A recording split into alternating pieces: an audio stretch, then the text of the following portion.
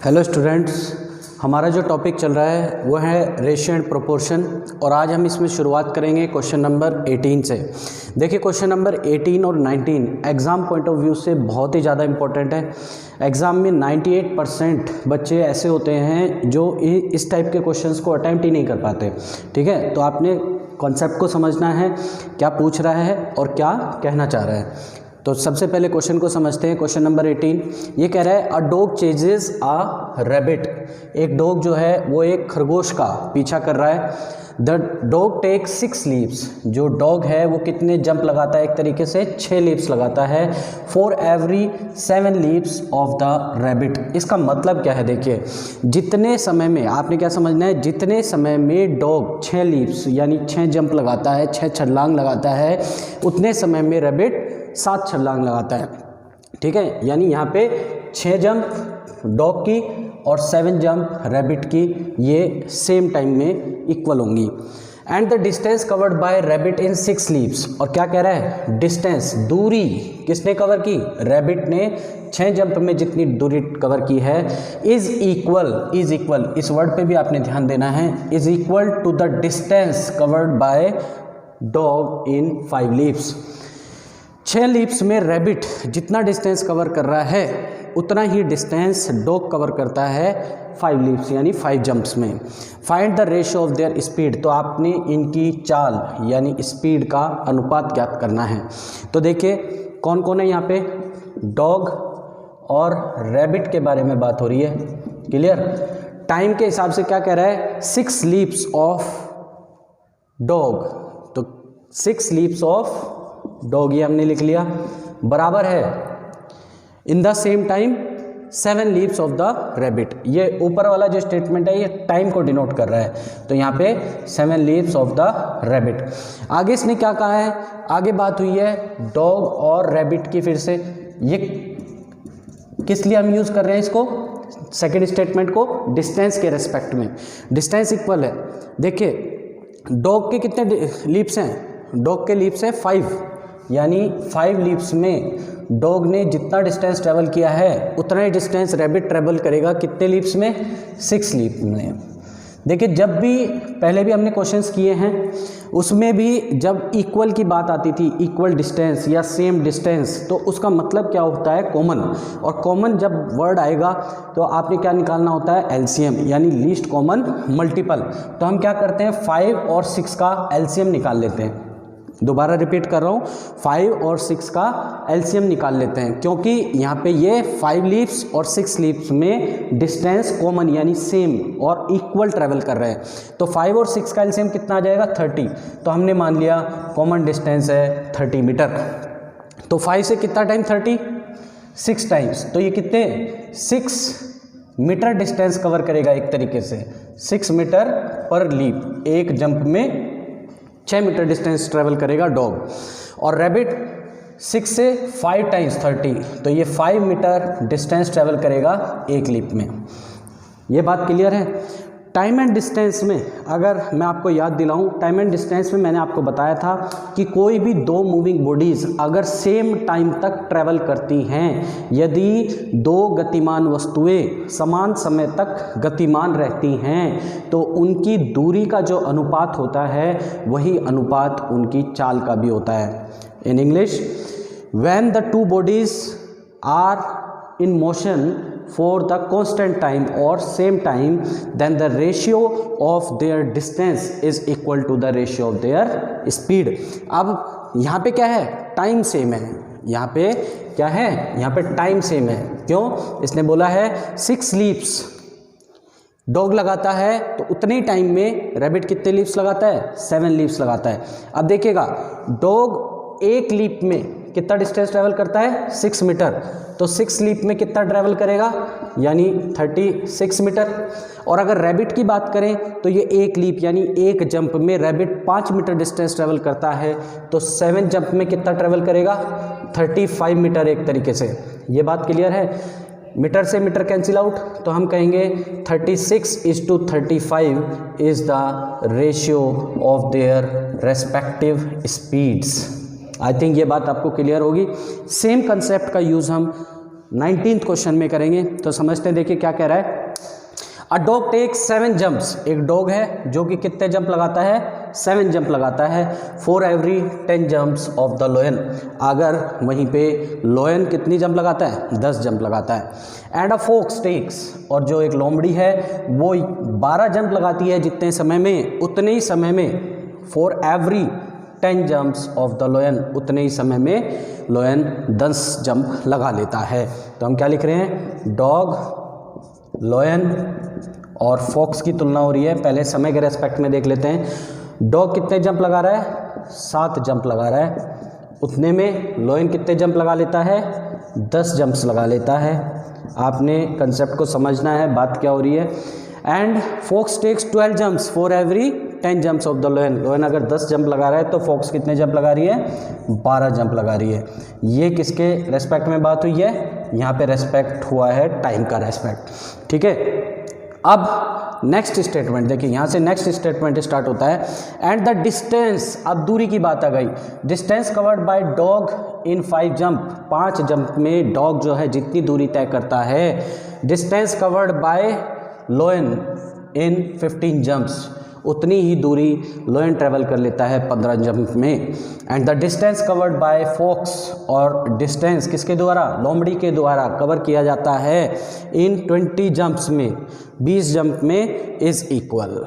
ये सारी दूरी यानी डॉग जितना ट्रैवल कर रहा है 5 जंप में, लोयन जितना ट्रैवल कर रहा है 15 जंप में, और फॉक्स जितना ट्रैवल कर रही है 20 जंप में, ये सारी दूरी बराबर इक्वल है। तो पिछले क्वेश्चन में भी हमने इक्वल पे ध्यान दिया था, यहाँ पे भी इक्वल पे ध्यान दे रहे हैं। इसका मतलब यहाँ पे भी आपको एलसीएम निकालना होगा।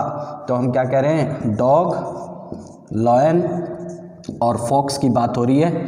डॉग कितने जंप लगाता है, 5 जंप लगाता है, 5 जंप में जितनी दूरी तय करता है उतनी ही दूरी लोयन ट्रैवल करेगा, कितने जंप में, 15 जंप्स में। आई थिंक ये चीज़ें आपको क्लियर होंगी। और फॉक्स कितने जंप में इस दूरी को तय करता है, 20 जंप्स में, 20 जंप में। अब आपने क्या करना है, दूरी सेम है, कॉमन है, यानी यहाँ पे आपको एलसीएम, लीस्ट कॉमन मल्टीपल, लघुत्तम समावर्त्य निकालना होगा। किसका, 5, 15 और 20 का। 5, 15 और 20 का एलसीएम कितना हो जाएगा, 60, यानी 60 मीटर इन तीनों के लिए कॉमन डिस्टेंस है। 5 से कितना टाइम 60, 12 पंजे 60, तो 12 मीटर डिस्टेंस ट्रैवल करेगा ये एक तरीके से एक जंप में। और लोयन 15 चौका 60, 15 4 जा 60, यानी 4 मीटर ट्रैवल करेगा एक जंप में। और अगर हम बात करते हैं फॉक्स की, तो 20 × 3 यानी 3 मीटर डिस्टेंस ट्रैवल करेगी ये एक जंप में। ये चीज़ें क्लियर हैं। फिर से सेम कंसेप्ट का यूज़ हो रहा है। When the time is constant, time जो है तीनों मूविंग बॉडीज़ के लिए सेम है, तो उस केस में जो भी डिस्टेंस का रेशियो होगा, यानी डिस्टेंस ये जितना ट्रैवल करेंगे वही रेशियो इनकी स्पीड यानी चाल का भी होगा। तो हम कह रहे हैं डॉग जितने समय में 7 जंप लगाता है, लोयन उतने समय में 10 जंप लगाता है, और फॉक्स उतने समय में 12 जंप लगाती है। अब डॉग एक जंप में कितना डिस्टेंस ट्रैवल करेगा, 12 मीटर, तो इसको इंटू 12 कर देंगे, 12 सत्ते 84 यानी 84।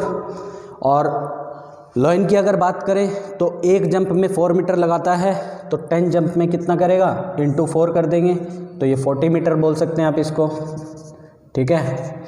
फॉक्स 12 जंप लगाती है उतने टाइम में, और एक जंप में कितना डिस्टेंस ट्रैवल करती है, 3 मीटर, तो इसको इंटू 3 कर दिया जाएगा, तो 12 तिये 36। यहाँ से आप इनका रेशियो निकाल सकते हैं।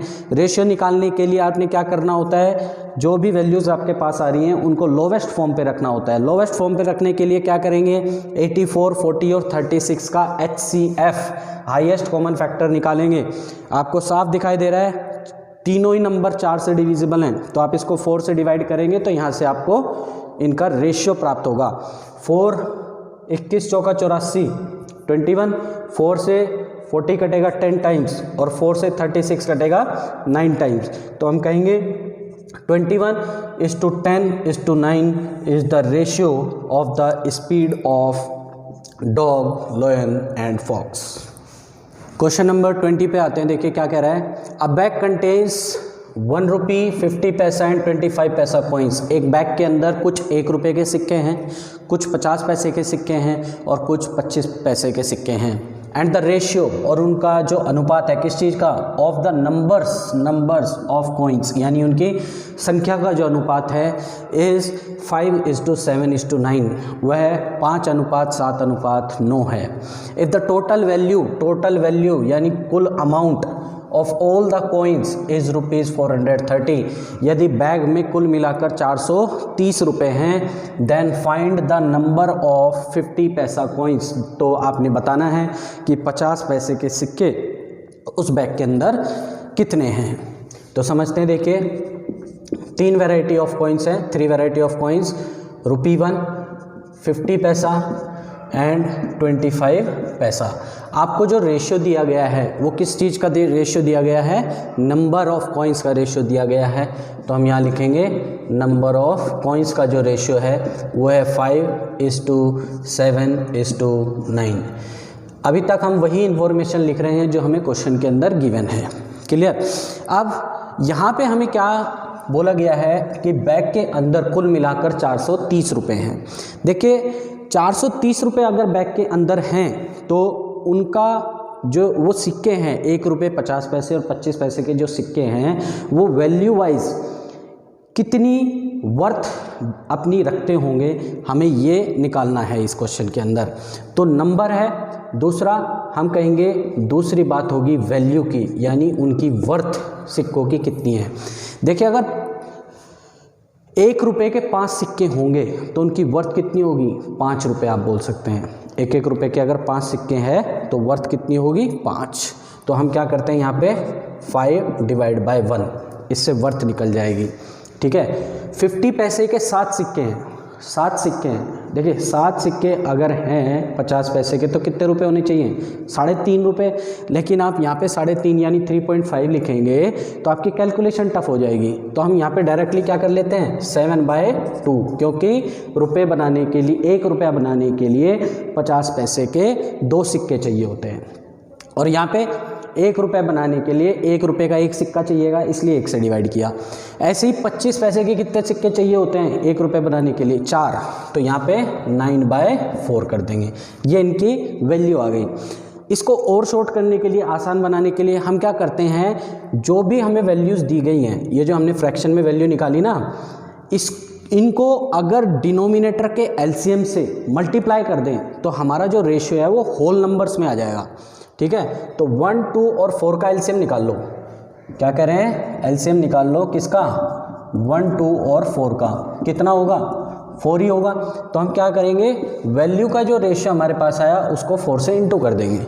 देखिए 5/1 4 से इंटू होगा तो बनेगा 20:7/2 4 से इंटू होगा तो ये 2 4 को काट देगा 2 टाइम्स, तो 7 2 जा, ये आ गया 14। 9/4 4 से इंटू होगा तो ये 4 4 को कैंसिल कर देगा तो ये आ जाएगा 9। तो 20:14:9 इनकी वैल्यू का रेशियो है। इसका मतलब क्या है कि अगर 1-1 रुपये से मिलाकर के बैग के अंदर 20 रुपये बन रहे हैं तो 50-50 के सिक्के मिलाकर के बैग के अंदर 14 रुपये बनेंगे, और 25 पैसे के सिक्के मिलाकर के बैग के अंदर 9 रुपये बनेंगे। अब हमने इसको किस में कन्वर्ट कर लिया, रुपीज़ में। रुपीज़ का ये रेशियो हो गया, और रुपीज़ है टोटल कितने 430, तो हम 430 के बराबर रख देंगे किसको, इस वैल्यू को। तो कितना होगा ये 20 + 10 30 और 9 और 4 13, 30 और 13 43, तो 43 यूनिट आप बोलेंगे 43 यूनिट 430 के बराबर है। 43 इसको कैंसिल कर देगा 10 टाइम, तो 1 यूनिट कितने के बराबर हो जाएगी, एक तरीके से 10 रुपये के बराबर।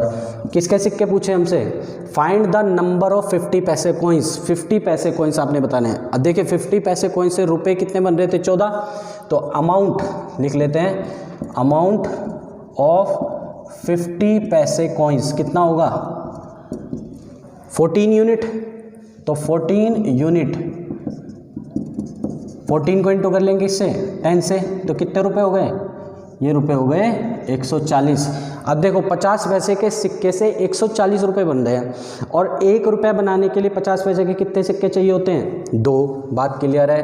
तो नंबर ऑफ कॉइन्स हमें पता चल जाएगा, नंबर ऑफ कॉइन्स ऑफ 50 पैसा कितने होंगे, 140 रुपये हैं और 2 कॉइन चाहिए 1 रुपये बनाने के लिए, तो टोटल कितने कॉइन होंगे, 140 दूनी 280 कॉइन्स 50 पैसे के होंगे इस बैग के अंदर।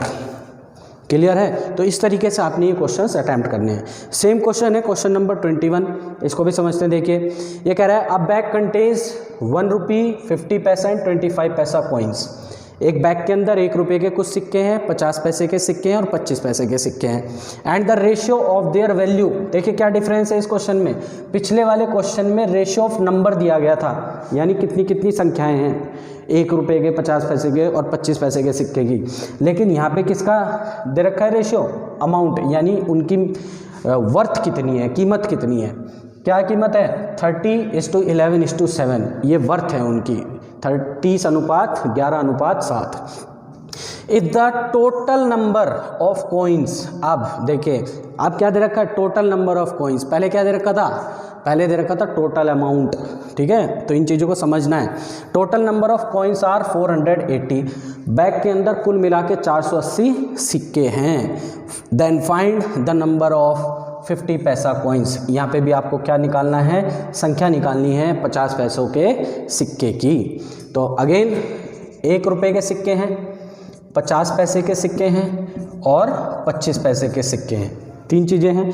रेशियो किसका दे रखा, रेशियो दे रखा है वैल्यू का। तो क्या कहेंगे, वैल्यू का जो रेशियो दे रखा है, क्या रेशियो है, 30:11:7, ये अनुपात है इनकी वर्थ का, ठीक है। अब लेकिन हमें तो टोटल क्या दे रखा है, टोटल दे रखा है नंबर ऑफ कॉइन्स, तो हम नंबर पे बदलेंगे इस वैल्यू को, जो हमें ये वैल्यू दे रखी है इसको किस पे बदलेंगे, नंबर पे बदलेंगे।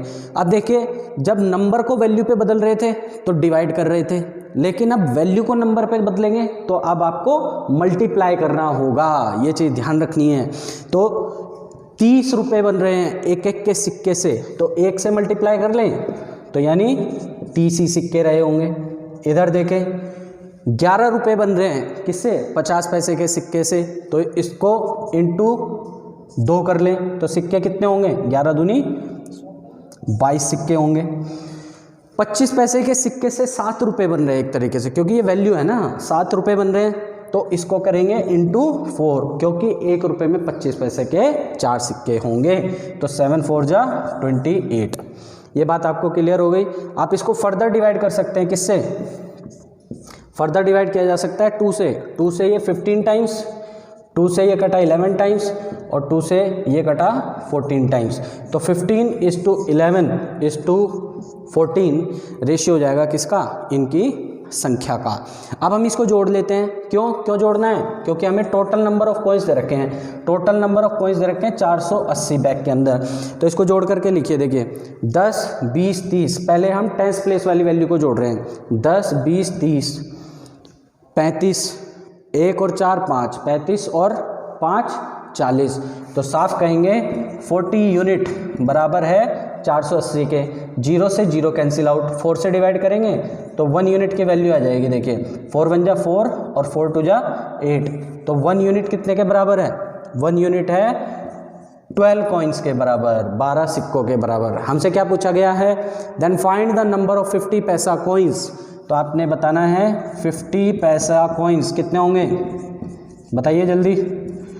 50 पैसा कॉइन्स होंगे, देखिए ये वाले 11 यूनिट, तो 11 यूनिट कितना हो जाएगा, 11 यूनिट हो जाएगा 11 × 12 कितना होता है 132। कैसे मल्टीप्लाई करेंगे इसको, 12 × 10 कर लेंगे पहले, 12 × 10 120 और 12 × 1 और करेंगे तो 12 × 1 12, 120 और 12 132। तो यहाँ से बात समझ आती है कि 132 सिक्के होंगे 50 पैसे के इस बैग के अंदर।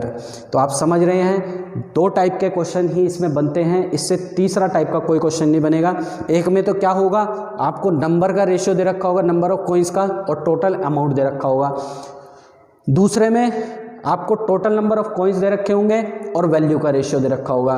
तो जो भी टोटल वैल्यू आपको गिवन है, जैसे यहाँ टोटल वैल्यू अमाउंट गिवन थी, तो आपने नंबर को, जो ये नंबर का रेशियो था, इसको वैल्यू में कन्वर्ट करना पड़ा। वैल्यू में कन्वर्ट करने के लिए डिवाइड करेंगे 1, 2 और 4 से, और नंबर में कन्वर्ट करने के लिए इनटू करेंगे 1, 2 और 4 से। ये चीज़ आपने ध्यान रखनी है। और जो जैसे कॉइन्स के बराबर रख देंगे, और जो अमाउंट है उसको अमाउंट यानी वैल्यू के बराबर रख देंगे, तो आपका क्वेश्चन बहुत ही जल्दी सोल्व हो जाएगा।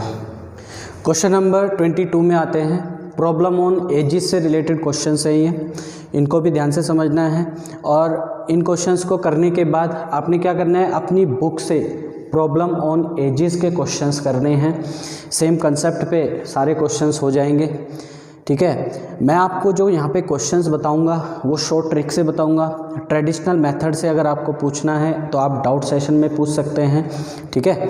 तो समझते हैं, देखिए क्या कह रहा है question number 22। The ratio of ages of Ram and Shyam, Ram और श्याम 2 जने हैं, इनकी एजिस का जो रेशियो है, अनुपात है इनकी आयु का, 5 years ago 5 साल पहले कितना था, 2:3 था। And the ratio of their ages, और इनकी आयु का अनुपात कब, आफ्टर 5 years विल बी 3:4। 5 साल बाद इनकी आयु का अनुपात 3:4 हो जाएगा। Find the sum of their present ages, तो इनकी वर्तमान आयु का योग ज्ञात करें। तो देखिए कौन है, राम एंड श्याम, ये 2 जने हैं, क्लियर।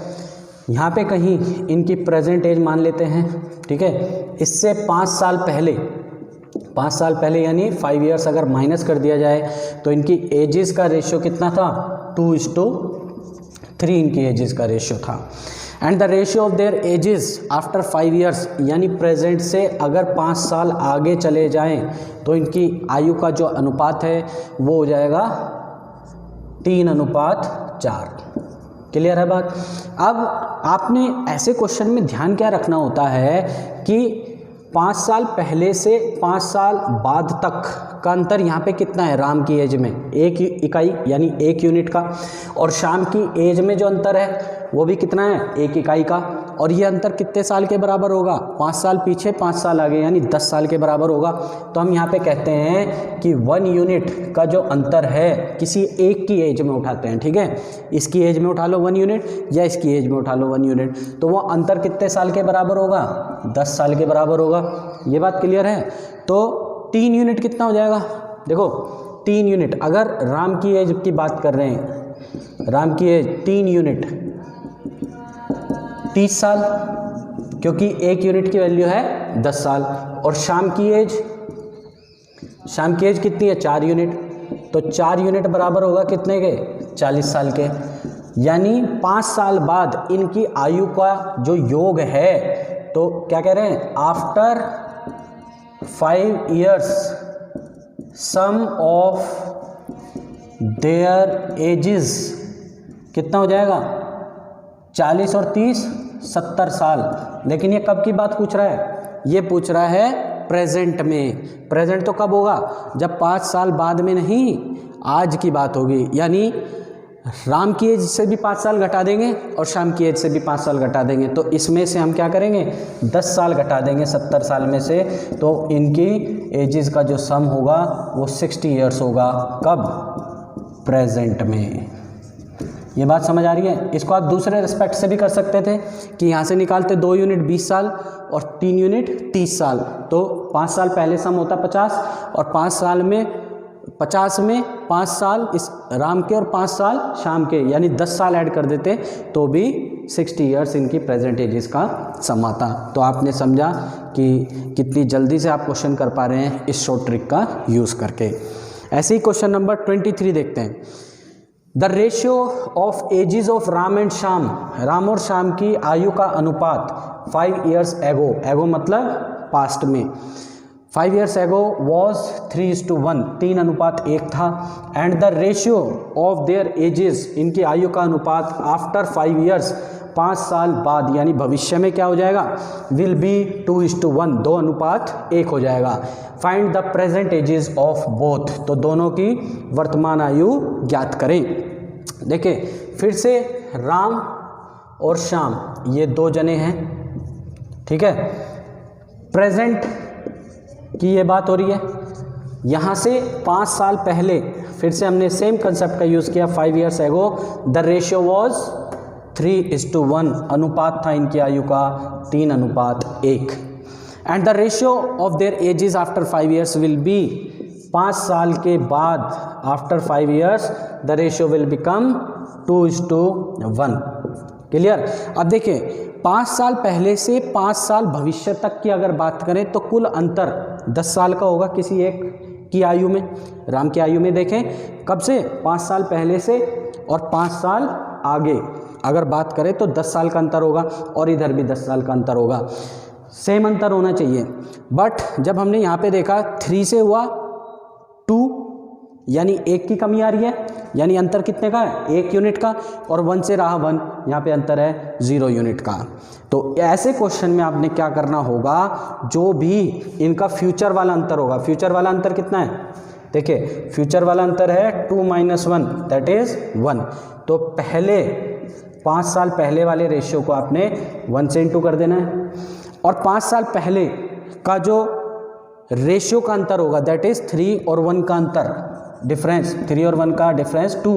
तो ये जो 2 आया, इस 2 से आपने किसको मल्टीप्लाई कर देना है, 5 साल बाद वाले रेशियो को। ऐसा क्यों किया, ताकि इनका जो डिफरेंस है, पर्टिकुलर डिफरेंस, वो सेम हो जाए। यहाँ पे ऐसा क्यों नहीं किया था, क्योंकि 2 से 3 1 का अंतर था, और 3 से 4 वो भी 1 का अंतर था, और अंतर क्या हो रहा था, बढ़ रहा था। तो यहाँ पे हमें ऐसा कुछ करने की आवश्यकता नहीं पड़ी। लेकिन इस क्वेश्चन में क्यों आवश्यकता पड़ी, क्योंकि राम का जो रेशियो है वो 3 से 2 हुआ, यानी 1 यूनिट का चेंज आया, और कैसा, नेगेटिव चेंज। और शाम की रेशियो में 1 से 1 ही रहा, तो 0 यूनिट का चेंज आया। बट ऐसा नहीं होना चाहिए, सेम चेंज आना चाहिए। और क्योंकि फ्यूचर की बात हो रही है तो साल यहाँ से यहाँ तक 10 साल बढ़ेंगे, तो रेशियो भी बढ़ना जरूरी है। इसलिए हमने क्या किया, जो फ्यूचर का रेशियो था उसके डिफरेंस से, फ्यूचर के रेशियो का डिफरेंस कितना है 1, उससे पहले वाले रेशियो को मल्टीप्लाई करना है, और जो पहले वाला रेशियो है उसके डिफरेंस से, यानी 2 से बाद वाले रेशियो को इंटू करना है।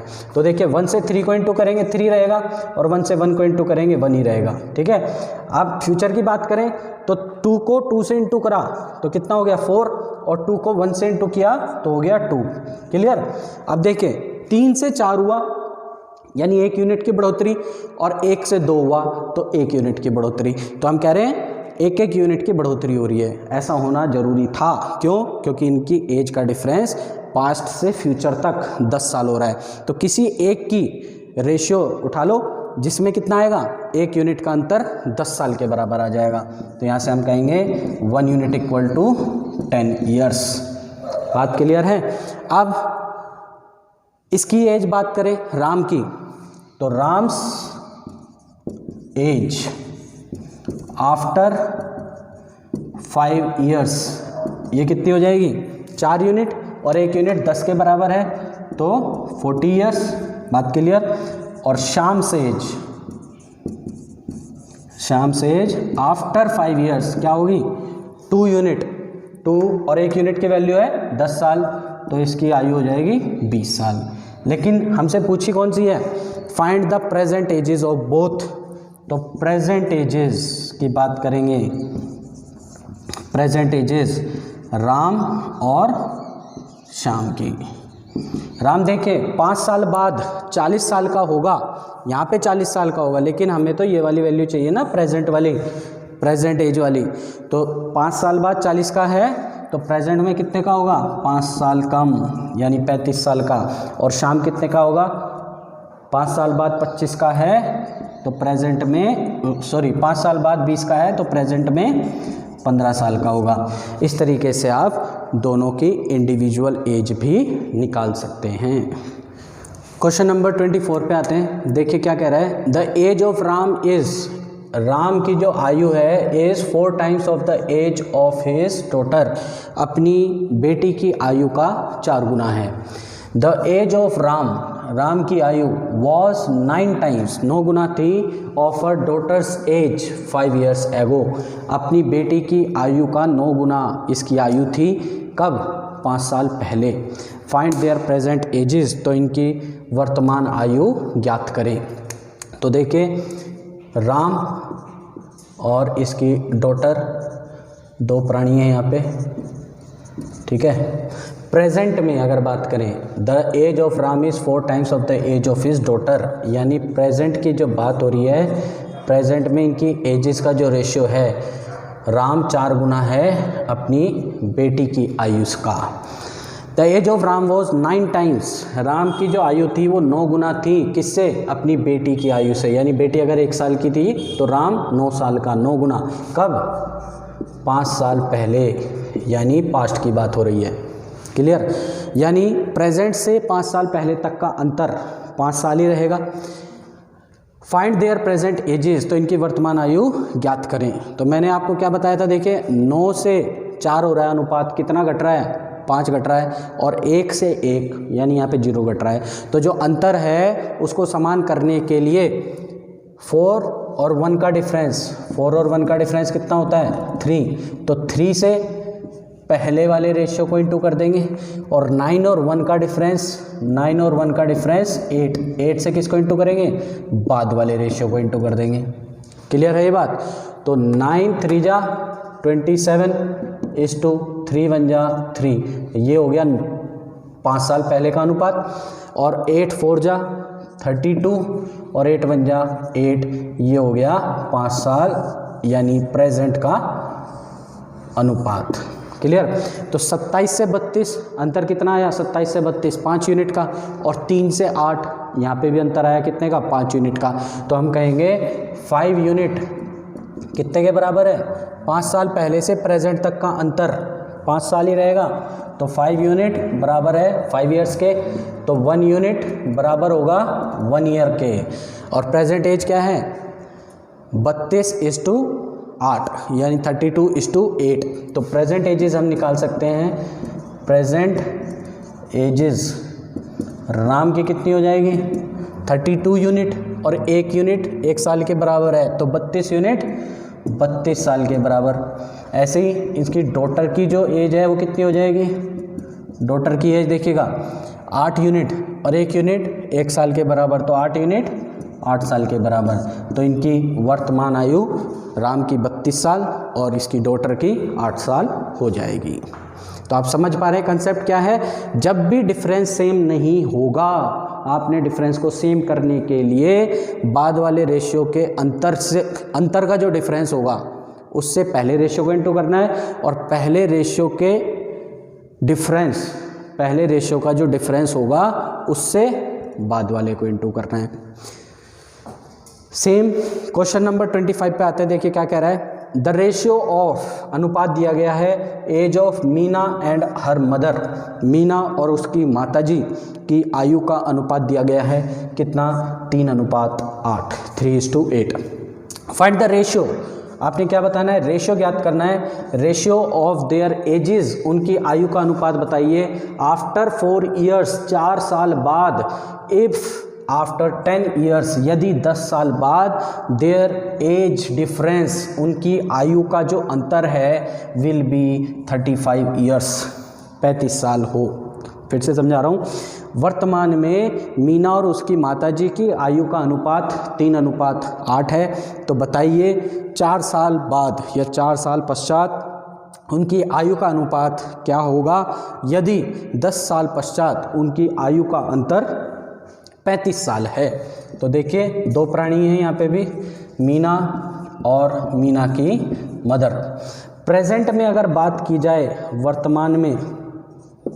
वर्तमान में इनकी आयु का अनुपात कितना है? 3:8। अब इसमें ये जो पॉइंट है लास्ट वाला, ये बहुत ही इंपॉर्टेंट पॉइंट है। क्या कह रहा है? If after 10 years their age difference will be 35 years. For example समझिए, आप हैं और आपका छोटा भाई या छोटी बहन है। आपकी आयु में आज अंतर 5 साल है। तो आज से 20 साल बाद की अगर बात करें, आज से अगर 20 साल बाद की बात करें, तो भी आपकी बहन या आपका भाई आपसे 5 साल छोटा ही होगा। कहने का मतलब ये है कि आज वो जितना छोटा है या वो जितनी छोटी है, 20 साल बाद भी वो उतनी ही छोटी रहेगी, यानी जो अंतर है आप दोनों की आयु में हमेशा सेम रहेगा। अब यहाँ पे कितना अंतर है, यहाँ पे 35 साल का अंतर है, तो अगर 10 साल बाद 35 साल का अंतर है उनकी आयु में, तो आज भी मीना अपनी माता जी से 35 साल छोटी ही होगी। तो इनका अंतर हम देख लेते हैं, अंतर कितना है इनका, 8 और 3 का अंतर 5 यूनिट, तो हम कहेंगे 5 यूनिट इक्वल टू है 35 ईयर्स के, यानी 10 साल बाद जो भी अंतर होगा वही अंतर आज होना चाहिए। तो 5 7 जा 35, तो 1 यूनिट आपको समझ आता है 7 ईयर्स के बराबर होगा।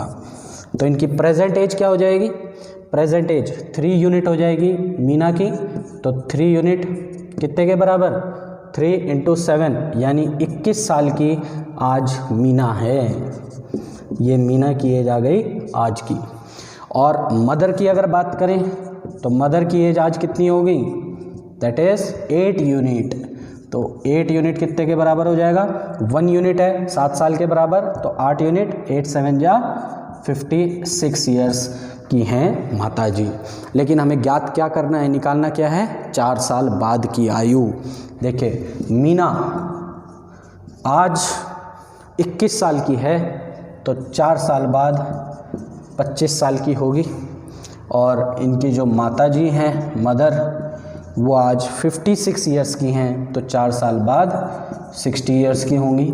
और इनके 4 साल बाद की आयु का रेशियो बताना है, मैं यहाँ पे लिख देता हूँ आफ्टर 4 ईयर्स, ये इनकी आयु होगी। अनुपात निकालें, अनुपात रेशियो निकालने के लिए क्या करते हैं, जो भी ओरिजिनल नंबर है या ओरिजिनल एजेस है उनका HCF यानी हाईएस्ट कॉमन फैक्टर महत्तव समावर्त्य ज्ञात करते हैं। 25 और 60 का HCF कितना होगा, 5 से भाग देने पर 5 5 जा 25, और 5 से 60 को काटेंगे तो 12 पंजे 60 होता है। तो 5:12 is the ratio of Meena and her mother's age after 4 years। इसी के साथ आपका ये रेशियो प्रोपोर्शन टॉपिक समाप्त होता है। Thank you.